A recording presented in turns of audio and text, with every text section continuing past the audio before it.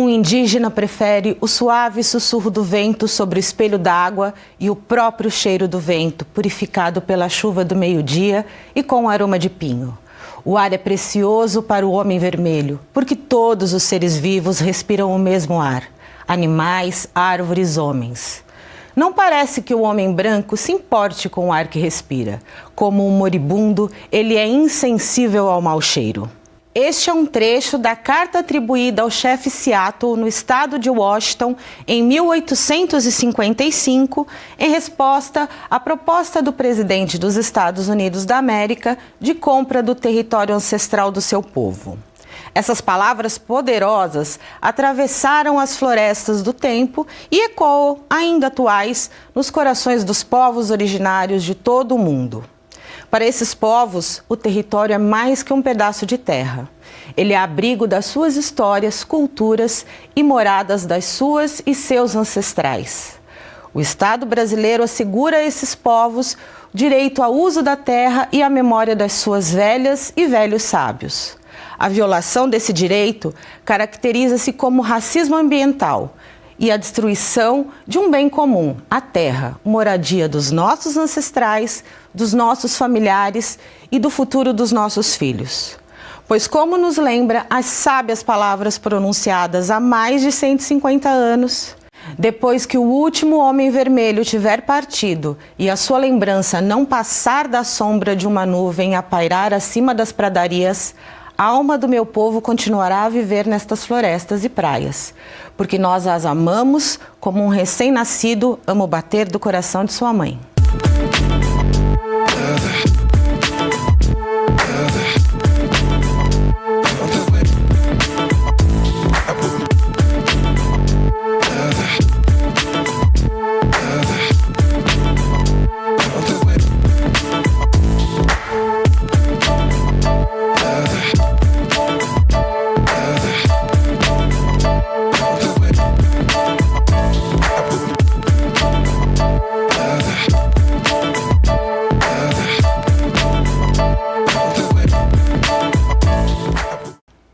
Olá, sejam bem-vindas e bem-vindos a mais uma edição do Educando para a Diversidade. Esse é um espaço de diálogo para que a gente possa pensar como pode colaborar na construção de uma sociedade mais equânime. E tem o apoio do convênio Unesp Santander. Hoje nós vamos falar de danos ambientais a que estão sujeitas as populações mais vulneráveis. Povos que vivem ameaçados por risco de desabamento, pela contaminação, por rejeitos tóxicos, pela consequência do agronegócio. Uma infinidade de situações que evidenciam o racismo ambiental. Esse é o nosso tema de hoje.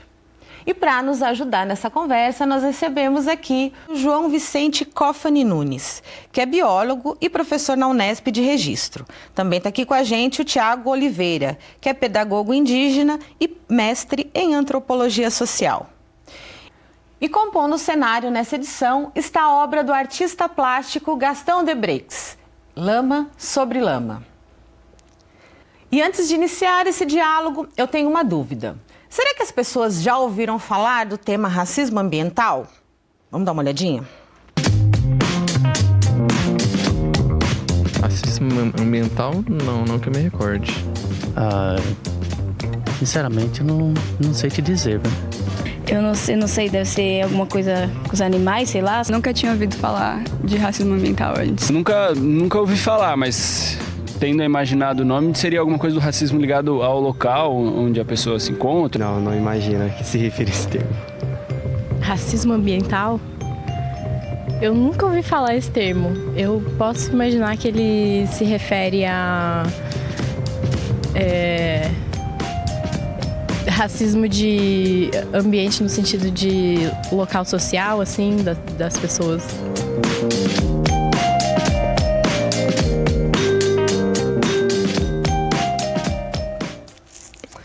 Professores, eu acho que seria interessante a gente começar nosso diálogo fazendo um panorama histórico do termo, né? Racismo ambiental, o conceito, né, que a gente viu que não é uma coisa tão comum da gente tratar, embora eu acho que a gente conheça bastante quando vocês forem explicar o que isso significa. Mas ele tem uma origem, né? A primeira vez que ele foi citado foi nos Estados Unidos, né, por um ativista do movimento negro, Benjamin Chaves. E ele fala traz justamente essa característica, né, de falar um pouco sobre a pessoa e as pessoas interagindo nos seus espaços. Não é isso? Certamente, né? Ainda mais quando pensa em Estados Unidos, a questão de organização social e de etnias é muito mais forte, historicamente, do que aqui no Brasil. Então, para eles foi fácil observar que a falta do aparato público, ou até mesmo decisões políticas de situações que eram desagradáveis para outras comunidades, eram direcionadas para aquela comunidade negra. E daí a questão de falar, nós somos uma comunidade negra, já sofremos uma série de pressões e agora também estão sofrendo pressão ambiental. Daí a questão várias violências, mais entre elas, mais essa. Daí a questão do racismo ambiental dentro desse contexto muito evidente que tem, né, na sociedade norte-americana e que também dá para se discutir em relação ao Brasil, né? Nos Estados Unidos, recentemente, por interesse em terras indígenas, o governo queria passar um oleoduto para explorar aquele local em detrimento da organização daqueles povos ali, né? Então, uma pressão muito forte, né, que nasceu nesse contexto e tem vindo para os outros países, assim como no Brasil, né? Mas aí eu vou até trazer aqui vou citar uma fala do Benjamin Chaves, que acho que está ligado um pouco nisso aí que você trouxe. Ele diz assim que, abre aspas, né? À medida que a luta contra o racismo ambiental nos Estados Unidos fosse bem sucedida, os países pobres se tornariam depositário das grandes cargas de rejeitos tóxicos oriundo de indústrias e outras atividades poluentes, né? Então, acho que assim, se tem o interesse, consegue criar uma situação favorável de passar oleoduto, de trazer todos esses aparatos, né? Isso tem um reflexo e traz aqui pra gente, olha, isso vai acontecer aqui, só que o reflexo nos outros países vai, como no Brasil, né? Sim. É interessante nesse contexto, quando pensa em país e não mais na comunidade, é que surge um outro patamar de interpretação, que para mim fica muito claro, no sentido que você tem o termo injustiça ambiental e o termo racismo ambiental. Então, a justiça ambiental, ela pode ocorrer para uma comunidade que não esteja caracterizada por uma etnia, então você tem uma mescla de representações ali, mas você pode ocorrer também entre países. Então, um país que tem um poderio econômico muito forte, os seus dejetos da indústria, os seus dejetos que eles falam, olha, a gente não quer deixar isso no nosso país que vai estar poluindo o ambiente. Então, vamos dar para um país que tem deficiência econômica, que não tem uma estrutura política tão forte, não tem legislações ambientais tão fortes. Então, exporta os dejetos para outros países. E isso é muito comum e já ocorreu, tanto aqui para o Brasil, como a Argentina, para o continente africano. Então, você tem uma exportação de dejetos para países, e aí seria o caso de uma injustiça ambiental. Eles tiram a responsabilidade de cuidar do seu dejeto e passam esse custo, esse passivo, para outro. E aí você tem isso em países que estão mais vulneráveis às desigualdades sociais, estão com seus direitos mais violados, né? Essa seria a saída mais próxima que eles encontram, não é isso? Assim como ele citou a África, esses dejetos, né, esses rejeitos, principalmente da área de tecnologia, computadores, e esses países em vulnerabilidade se tornam um depositório de rejeitos dos países mais ricos, né? Sim. E as iniciativas são pequenas, né? Então, inclusive, um professor na África, eles estavam desenvolvendo um rastreamento dessas grandes indústrias, né, das grandes marcas, para poder entrar com um processo, né, para localizar, mapear esses responsáveis, né? Então, são iniciativas ainda que está iniciando, né? Não tem uma repercussão tão grande, né? Então, e aí nós estaríamos falando de algumas iniciativas que abrem caminho para o que a gente pode chamar de uma justiça ambiental? Sim. Como a gente pensa na justiça ambiental nesse sentido? Levando em consideração todo esse histórico, uma estrutura que pensa, política que pensa o rejeito dos seus dejetos. A questão de organização social é fundamental no processo de reivindicar os seus direitos. Ou, nesse contexto, você pode bloquear alguma futura injustiça ambiental, nesse caso, ou procurar minimizar ou cessar uma que esteja ocorrendo. Então, além de ter organização social, você também precisa ter aparato jurídico, porque senão vai ser um diálogo que você não tem respaldo legal para a sua defesa. Então, o arcabouço jurídico ser aprimorado desse contexto é fundamental para que se dê condições iguais, né, que a justiça de fato seja cega, independente dos grupos sociais, das etnias e das regiões em que isso está ocorrendo. E aí você tem que pensar tanto em nível nacional como internacional. Né? Então, é um processo complexo, mas que, como o Thiago já comentou, tem iniciativas que estão ocorrendo e essas iniciativas são fundamentais para que possa gerar outras e dar sustentação para reivindicações melhor pautadas e mais amadurecidas. Então, se a gente pensa a questão da justiça ambiental, né, nós temos que fazer um enfrentamento à estrutura política da sociedade, como ela pensa, a sua formação, e aí nós vamos encontrar as intolerâncias, né, a diversidade de pessoas que somos, e realidades que vivemos e culturas que vivemos, né? Então, acho que é essa questão do termo racismo, né, ambiental, porque quando a gente fala disso, a gente está pensando em racismo, nós estamos pensando numa estrutura organizada, sistematizada, para a cada vez mais violentar determinadas populações para um extermínio dela, eu poderia dizer, né? Quando eu estou pensando em racismo, eu estou pensando nisso. Aí eu traria um pouco da questão do racismo ambiental, fazendo essa reflexão, né, Thiago? Exatamente. Assim como nós vimos no VT, ainda há pouca informação com relação ao tema, né? Que precisa ser ampliado, melhor discutido. E como fazer isso, né? Como fazer isso? Talvez as grandes mídias não tenham dado tal espaço para isso, né? Eu não sei se é de interesse no momento, mas assim, eu acho que precisa ser disseminado esse conceito, ser discutido nas escolas, assim como nós vimos nesses alunos, né? Sim. A escola, eu acredito que é o espaço para a discussão desse tema. Assim como a gente estava dizendo, talvez não se sentimos confortável, né, com a expressão ou o conceito de racismo, né? Mas assim, eu acredito que acaba abrangendo todos, né? Todos da sociedade, todas as pessoas, né? Como elas não têm ainda essa ideia ou qual é o significado dessa expressão, a gente vai ter que lidar com isso de uma forma que eles também possam entender desde o seu conceito, desde o seu nome, né? Racismo ambiental, o que isso significa? Começa por aí, eu acho que a escola é o caminho, né? Até aproveitando que o Thiago comentou, na minha formação como biólogo, eu comento que a palavra raça é muito delicada e complicada de ser usada. Então, porque você passa de um conceito que você tem a espécie e você pode ter categorias, subdivisões abaixo de espécie. E uma delas seria raça. Então, na zoologia mesmo, então, não se usa mais o termo raça, usa subespécie. E não que seja inferior. São características regionais, características morfológicas, né? Mas a espécie humana, ela não tem diferenças genéticas que dê para categorizar grupos abaixo de espécie.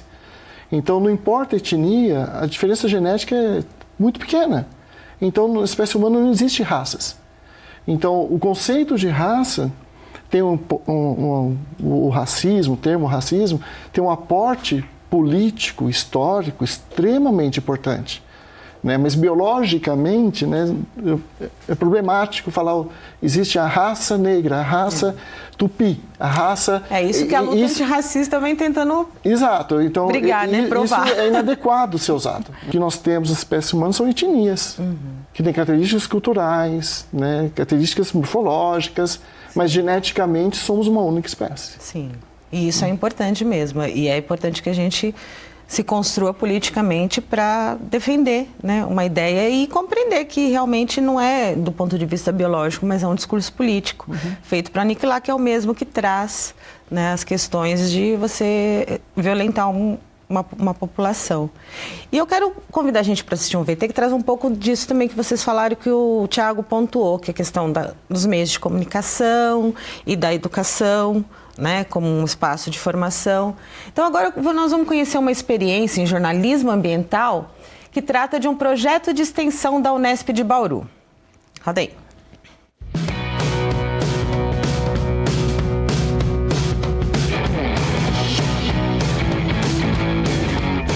O jornal Impacto Ambiental é o produto de um projeto que tem a pretensão de ser um exercício válido para a formação dos estudantes de jornalismo.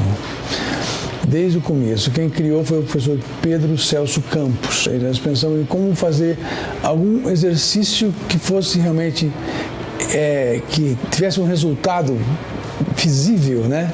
E que fosse bom para a formação, porque que contivesse todas as etapas do fazer jornalístico. A ideia é oferecer um conteúdo em linguagem acessível para o estudante do ensino médio, que acaba sendo acessível a toda a população. A ideia do nosso projeto e do site é tentar mostrar para as pessoas que o tempo todinho a gente está convivendo com o meio ambiente, a gente é meio ambiente. Uma soma de conteúdos, uma soma de matérias jornalísticas interessantes que, ao final, vão fazer o leitor, a leitora perceberem que eles fazem parte do meio ambiente em cada ação que eles fazem na vida.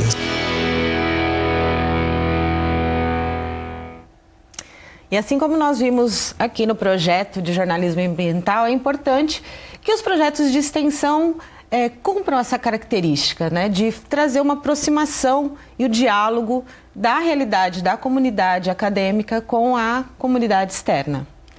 E agora a gente vai para um breve intervalo e no próximo bloco a gente volta falando sobre o racismo ambiental no Brasil. Até já! Do começo do ano, por exemplo, no Rio de Janeiro, onde acaba chovendo bastante, a encosta vem, acaba cedendo, acaba desmoronando, caindo em cima de casa. Então isso é uma questão que não aconteceria, por exemplo, em um bairro de luxo que já tem toda uma estrutura de segurança pronta, toda uma infraestrutura de asfalto, de saneamento básico, acaba contribuindo para não acontecer esses acidentes. Então isso acabaria não acontecendo em outros locais, como ocorre nessas localidades, por exemplo, nas favelas. E essa formação das favelas vem sempre de marginalizar, de tirar dos grandes centros as pessoas menos favorecidas, tanto socialmente ou a questão até dos negros mesmo, que sempre foi algo marginalizado na nossa sociedade.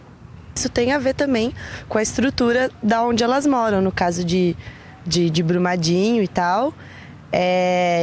A relação é bem clara do quanto elas são marginalizadas e do quanto isso acaba por ocasionar a morte delas mesmo, né? Porque as pessoas, querendo ou não, o poder público não se importa muito, se importa mais com as pessoas ricas, né? Não se importa muito com as pessoas, com as populações marginalizadas.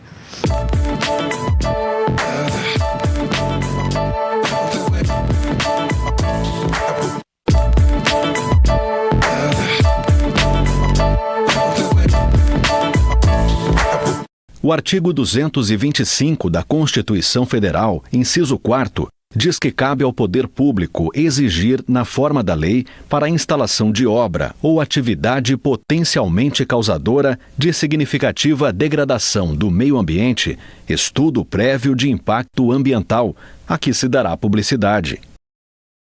Estamos de volta com Educando para a Diversidade e hoje a gente está falando sobre os danos ambientais que pioram a situação das populações que estão em situação de vulnerabilidade. Conosco, participando desse papo, estão João Vicente Cofani Nunes, que é biólogo e professor da Unesp de Registro. Também com a gente está o Tiago Oliveira, que é pedagogo indígena e mestre em antropologia social. E no cenário você confere a obra Lama sobre Lama, do artista plástico Gastão Debreix. Nós começamos esse bloco com um trecho da Constituição que trata do meio ambiente. Como estão construídas as relações de racismo ambiental no Brasil?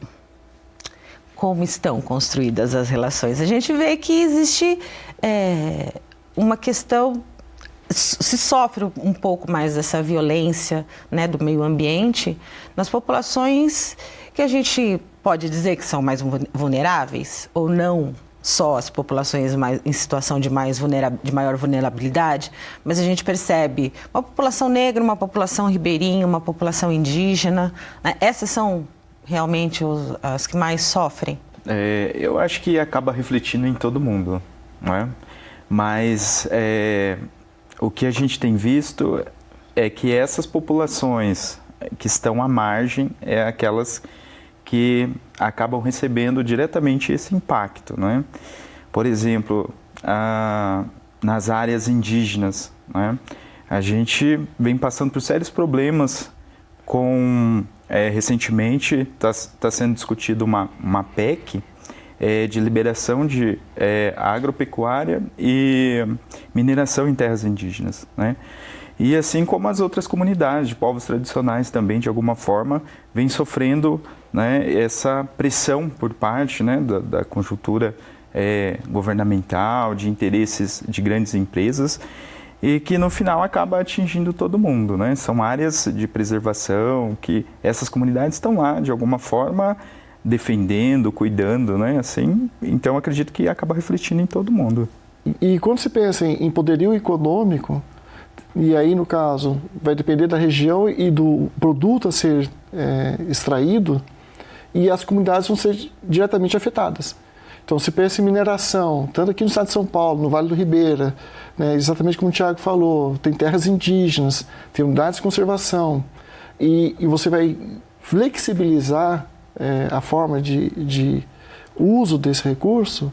Muitas vezes a discussão não entra no nível das comunidades, somente do poder econômico. E aí sim entra uma questão da injustiça ambiental e automaticamente do próprio racismo ambiental, quando a comunidade tem uma etnia muito clara, né, e uma cultura muito bem estabelecida. Então, essa questão da legislação é fundamental para evitar esse tipo de problema, né? Só que, muitas vezes, a flexibilização ou vistas grossas perante isso mostra já um processo de injustiça a partir do próprio sistema. Sim, então, são as desigualdades na execução dos direitos, né? As desigualdades de execução do direito, ou o reforço de uma situação de vulnerabilidade ou não. Às vezes, assim, aquela comunidade não estava vulnerável. Cria-se a vulnerabilidade a partir da atividade econômica. Dos interesses que estão sendo trabalhados. E eu vou trazer agora, então, um VT que vai dar uma amarradinha nesse comecinho que você falou, né, nessa ideia, com uma próxima questão que a gente vai trazer. Vamos dar uma olhadinha nesse VT.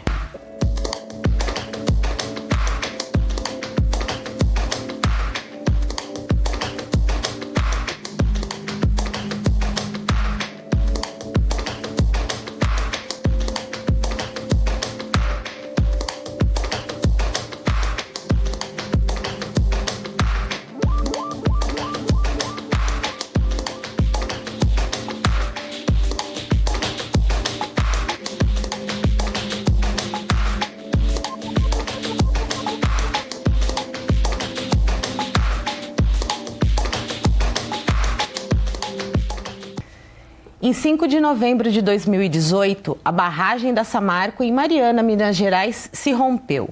Deixou 19 mortos e impactou gravemente o rio Paraopeba. Acho que a gente está falando um pouco disso, né? Você não está numa população que já apresentava vulnerabilidade, mas isso foi imposto a ela, né? Como injustiça, é isso, né, professor? Sim. E eu falo... O fato de ter um grande empreendimento e, como mostrou ali no VT, né, que a comunidade depende daquele empreendimento para a sua dinâmica econômica, né, então você cria uma dependência. E é impressionante como o processo da injustiça ambiental ela fica mascarada a partir de um ganho econômico para aquela comunidade. Mas muitas vezes esse ganho não fica na comunidade. Então, no Vale do Ribeira, na região sul do estado de São Paulo, teve um movimento de quilombolas muito forte para evitar a construção de barragens, de 3 barragens no Rio Ribeiro de Iguape, que iria atender uma empresa, Votorantim.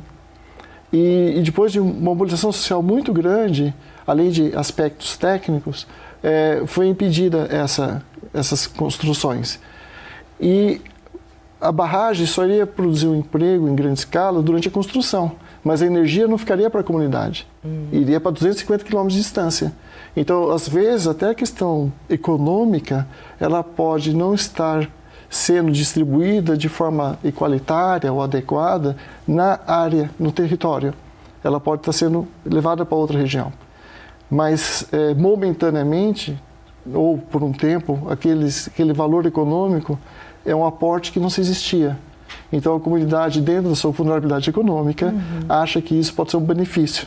E isso aconteceu com o Brasil na década de 70, num fórum de desenvolvimento mundial, em que a delegação brasileira falou: se progresso é poluição, o Brasil está aberto à poluição. Porque era o período da industrialização brasileira, rodovias, indústria automobilística. Então a representação brasileira fez essa fala. E é uma opção. É uma opção. É uma opção política. E é problemática a partir de uma vulnerabilidade que existe. Então não se trata de melhorar as qualidades de vida, né? Mas simplesmente vai mascarando por outros filtros.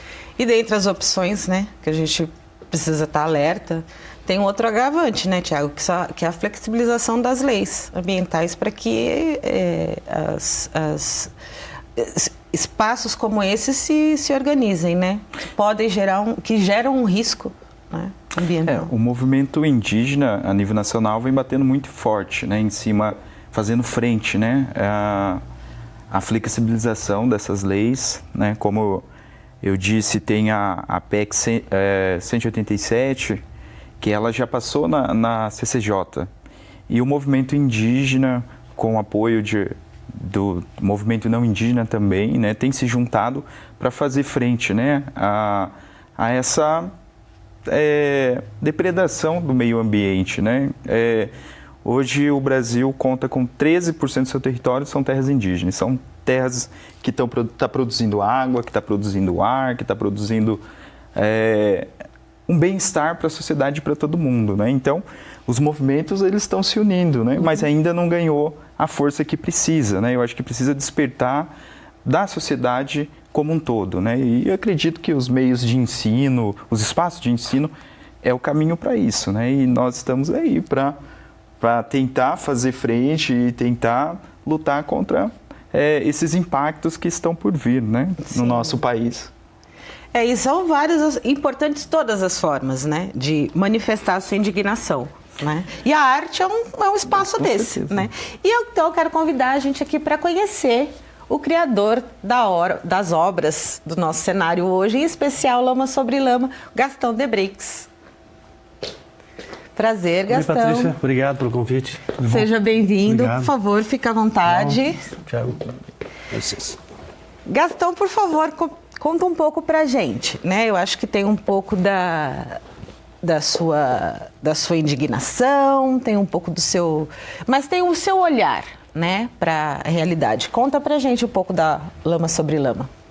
Bom, Lama sobre Lama foi... Eu, como artista plástico, né, eu não sou um artista muito engajado, vamos dizer assim, né, como os artistas dos anos 60, 70, né, mas incomodou todo mundo esse crime, né? Sim. Crime não só ambiental, como contra a vida humana, né, assassinato. E eu tinha um caligrama, e que eu produzi. Caligramas são poemas que formam desenhos, que é mais ou menos assim: nada vale mais que nadar no riacho, no fundo de um vale solitário. Coincidentemente tem um vale, mas o vale de vale mesmo, né? Que é o Rio Paraupeba, é um grande vale, né? E eu fiz uma intervenção nesse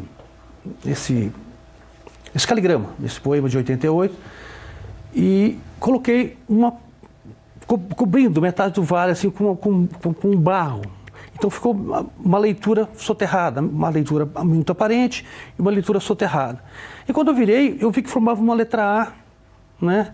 Uma letra A que remete às montanhas. Aí que surgiu a ideia da palavra lama, né?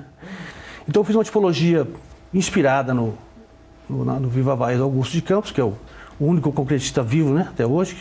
Me apropriei da tipologia do poema, né, e fiz a palavra lama, né, que é o meia montanha, o A é uma montanha, o M virou um vale e o A virou outra montanha. Então essa é a leitura que eu faço desse poema, minha contribuição, né, pela indignação geral, né, da nação. Sim, tem, né, eu acho que todas as formas que a gente consegue manifestar a arte, né, não é uma forma, não é de maneira nenhuma desvinculada da leitura política, né, porque é uma produção humana, né, é uma produção humana a partir da leitura feita de um contexto, né.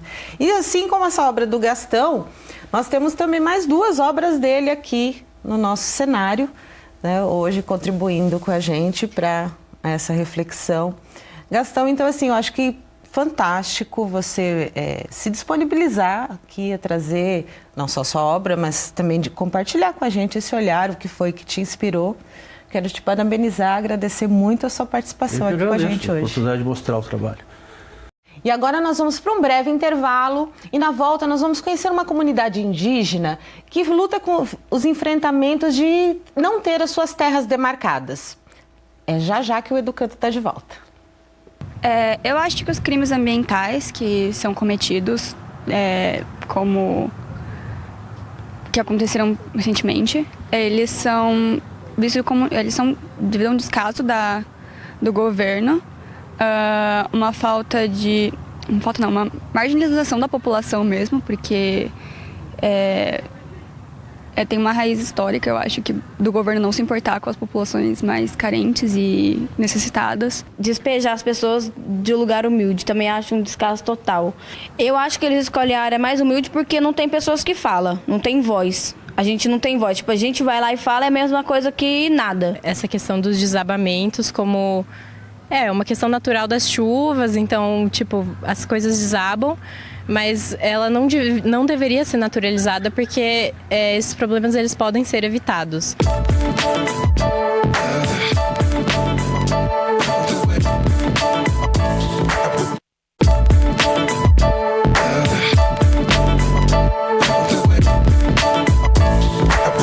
O Educando para a Diversidade está de volta e hoje nós estamos falando sobre racismo ambiental e como ele atinge as populações em estado de maior vulnerabilidade, como os negros, ribeirinhos, as populações indígenas, só para a gente citar alguns.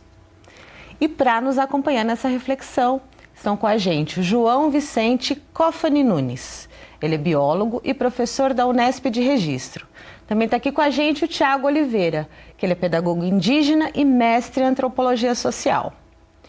E no nosso cenário você está vendo a obra do Gaston Debreix, é A Lama sobre Lama, inspirada no desastre ambiental de Mariana.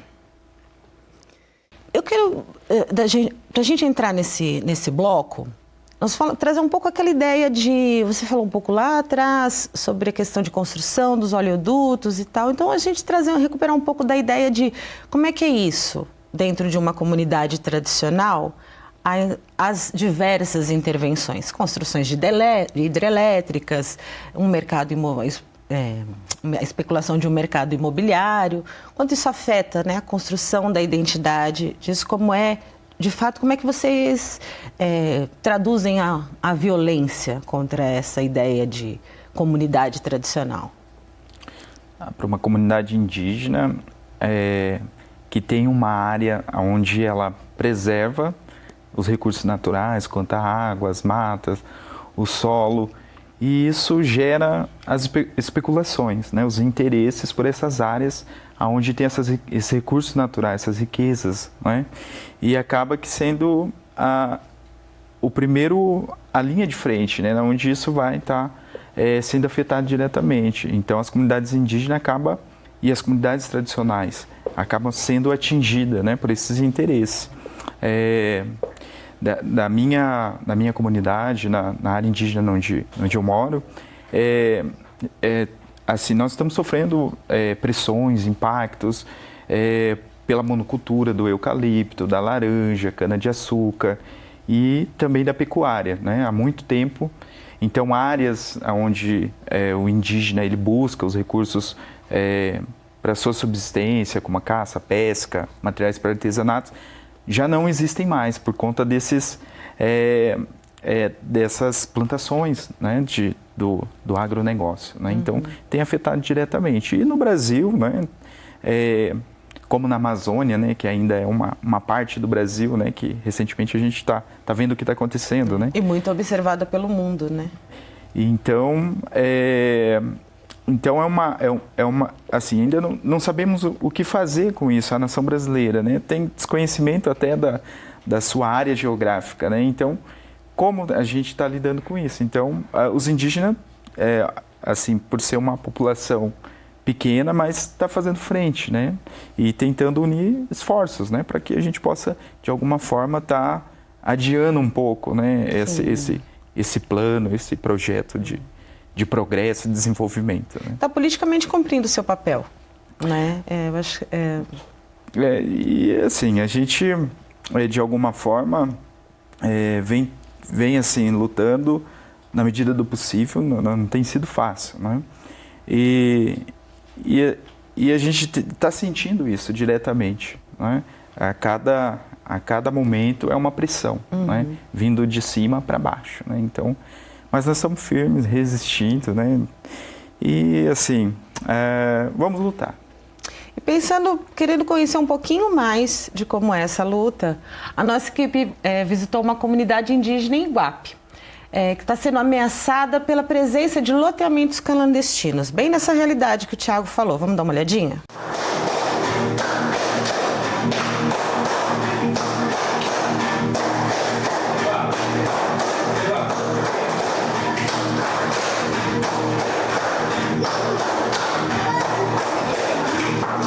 Família mesmo mora aqui 17 e total 78 pessoas.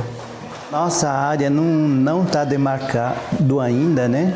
E o processo de demarcação é muito demorado, é muito burocrático, que essa área, a maior parte da ocupação é irregular e fala que é terra devoluta quando é do governo, e aí as pessoas que têm a posse dentro dessa área pretendida, tem muitas pessoas que acabam vendendo essa área como se fosse dela. Se esse processo continuar, a gente tem uma série de questão de ameaça com a aglomeração de pessoas vindo morar dentro da área que vai ser demarcada. Isso a gente acha que vai ser um problema muito sério. E futuramente, com a demarcação, essas pessoas vão ter que sair da área se for demarcado. Aí pode trazer uma série de problemas, achando que os índios são culpados por aquilo. Eles falam que a comunidade indígena atrapalha desenvolvimento, entre aspas, né, da maneira como eles pensam, né. Do ano passado, a gente teve uma reunião com o Ministério Público Federal. E aí levamos essa questão de loteamentos irregulares que estava acontecendo em torno da aldeia. E aí o procurador parece que deu uma paralisada para não continuar vendendo, para não expandir mais, porque ainda que a terra não esteja demarcada, mas pelo processo ambiental, pelos crimes ambientais, ele achou um argumento forte para que parasse as construções, as novas vendas de lote. Deixa o índio vivo, deixa o índio. Quando não se tem uma terra demarcada, a gente sabe muito bem que não se pode construir uma escola. A justificativa do governo que quando a área não é demarcada não pode construir banheiro, por exemplo. E aí tem uma questão muito séria também que a gente vive passando por uma realidade muito difícil, é que quando a terra não é demarcada, a gente não pode derrubar um pedacinho de roça que é processado pelo crime ambiental. Aqui na aldeia nós temos água que vem da fonte, mas mesmo assim a água não é tratado assim. Aqui mesmo não tem saneamento básico mesmo, aqui na aldeia. nós estamos vivos aqui através do nosso trabalho e artesanato e alguma renda do Bolsa Família também. Porque a nossa escola é bilíngue, né? As crianças têm que falar as duas línguas para manter sempre a cultura viva e com isso é um desejo principal também que a gente tenha que a escola ajude, né, manter a nossa cultura. Eu desejo primeiramente para os meus alunos, eu quero que eles estudem e cheguem no ensino médio e fazem a faculdade ou ajuda a liderança e cacique aqui na aldeia.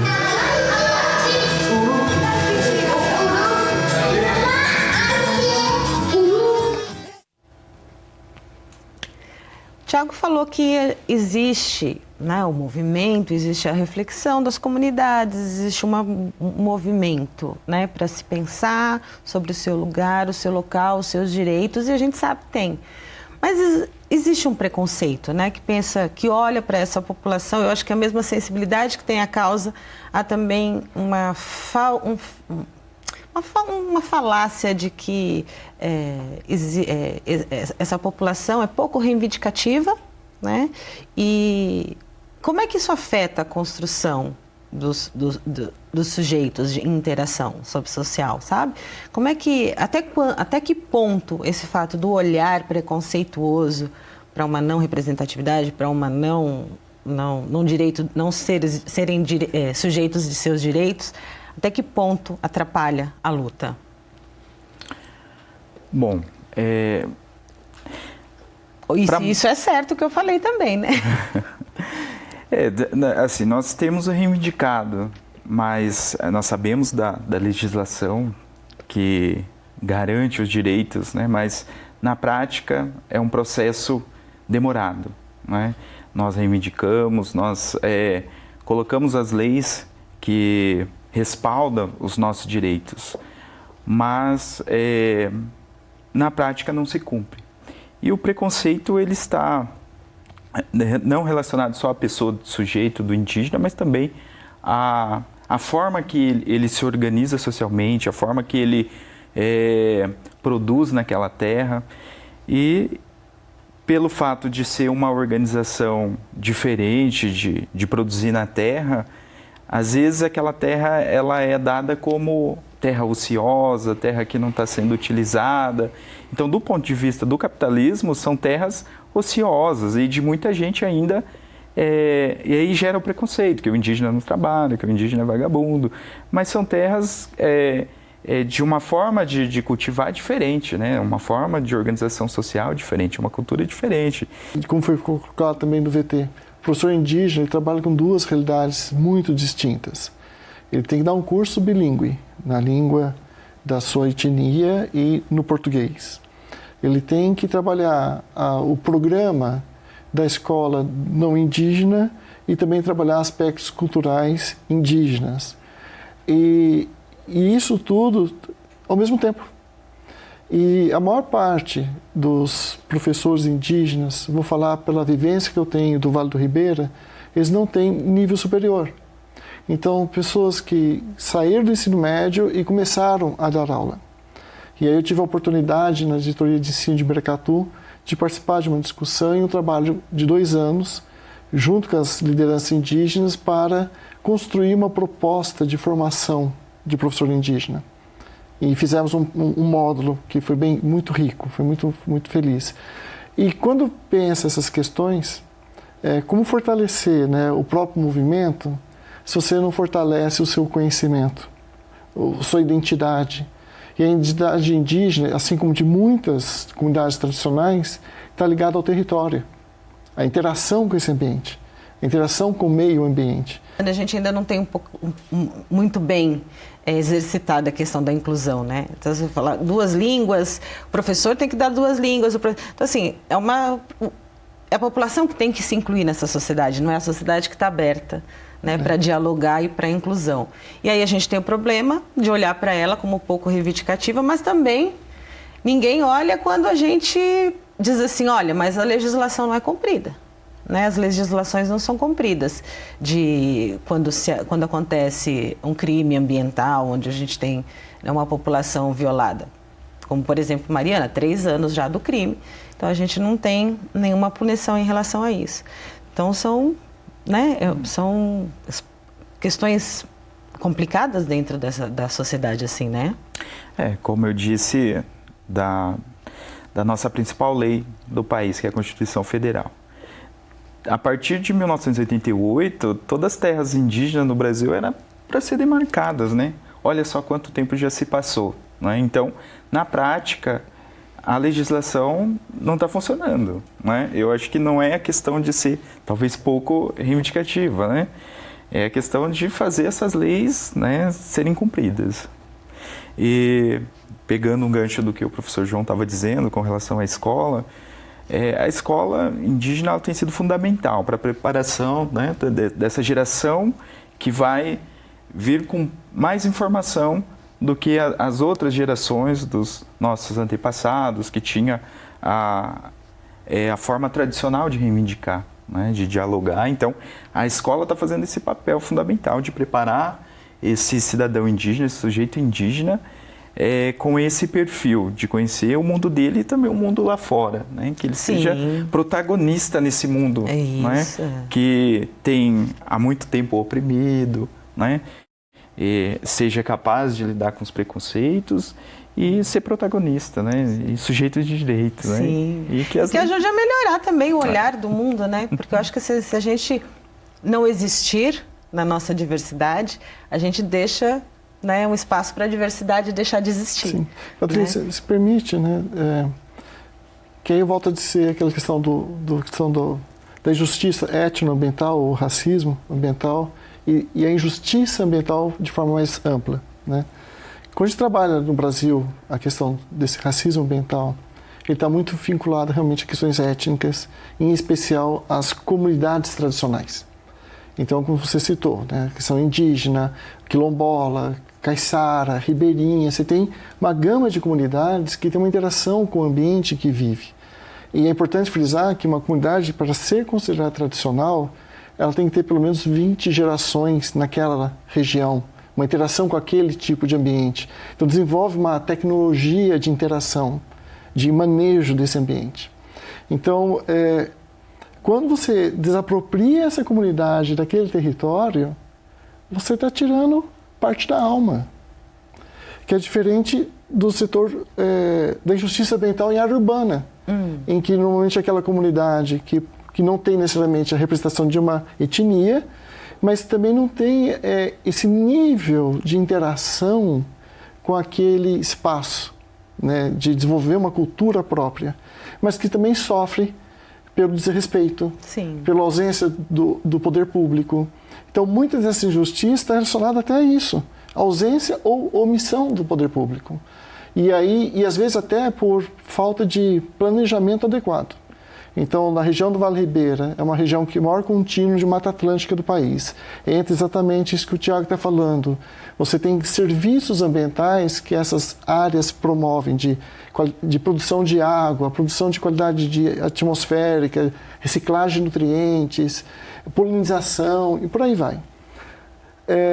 Mas você tem a terra indígena, e aí um outro órgão faz uma unidade de conservação integral, ou seja, não pode ter ninguém ali dentro, portanto, e sobrepõe com uma área que já é terra indígena.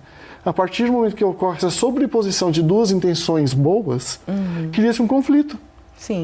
Então, às vezes, a falta de um planejamento adequado por si só já é um problema, porque cria uma situação de conflito que não existia.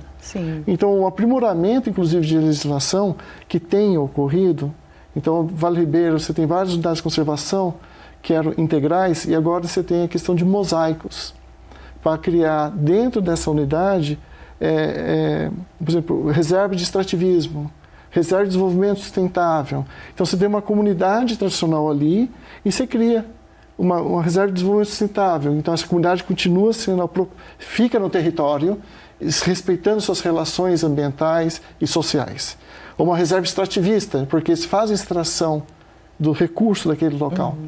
Então, quando se cria esse mecanismo de rediscutir o espaço, respeitando essas comunidades, é uma forma de tentar minimizar o problema. Lembrando que nossa... E se discute não só sobre elas, mas com elas, né? Sim. E aí, sim, é fundamental. A representação da comunidade tem que estar na discussão. E tem que lembrar que a legislação sobre unidades de conservação, o Sistema Nacional de Unidades de Conservação, foi criado em 2000. Antes disso, não existia um planejamento.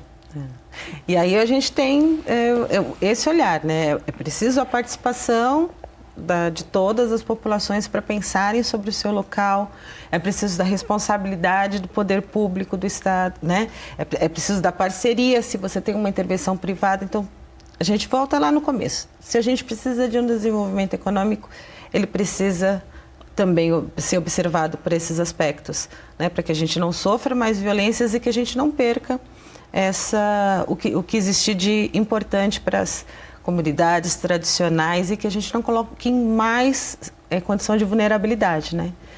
E assim, essa discussão para a gente assim, é muito importante, é mais um tema que o Educando para a Diversidade